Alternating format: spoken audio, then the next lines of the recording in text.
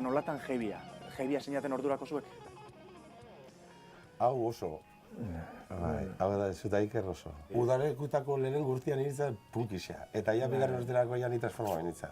Aitor eta zitzan nien jebi zen duten, laizter ikusi zen, hau bebain neria da, ez? Osta, nizi egon nahi hartzen zuten pezatzen da. Ez? Hau da neria,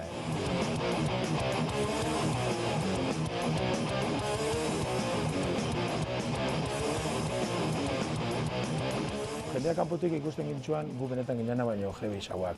Zeni goratzen naiz, Ikerrekin komentatzen, igual berak esatez ez dela alako baten gure artean filosofatzen da, baina zer. Zu jebi zara, berak nire galdetu zestan, ez? Lako ez, eta ni barrutu imeznak izan erantzuna, baina porua gorren nintzen, klaro, zaitxik ez da, nik ez da gatan jargi berak eta zaitxik ez da, porua tolan ez. Baina kanpotik jende guztiak ikusten gintzuan, ordoiaz bi jebizak ez. Bitxorra, nahiko bitxorra, zan Euskaldun izatea eta jebisa izatea zan. Birritan aipatu dute Iker izena, ez alferrik. Iker Rokandio baita hasierako letrak egin zizkien laguna. Jebiak ez ezik, Euskaldunak ziren sutagarrekoak, eta euskaraz egin nahi zuten jebia.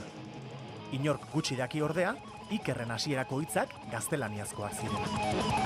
Pasa honetan bat, eta izan zen, detraka, izan zen oso argisa, berak ikusi zeban hori, eta gero esan zen, nik ez do nire burua ikusten, gaztelania zabeste ninolaz, ez dut, berak oso argi ikusi, ja letri aurrian zekanean, arek esan zen, ezin dut. Eta esan etzan guztaik ere, igual ez dakitxe zorakeri bat izango da, baina zer egin guzu letra bat egin guzu euskeraz, eta, bueno, bale.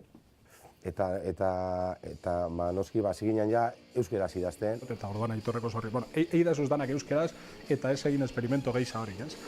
Gu lehenengo kontzertura joan ginen bildurretan. Nora guiaz gu jebize eta gainera euskeraz, ez?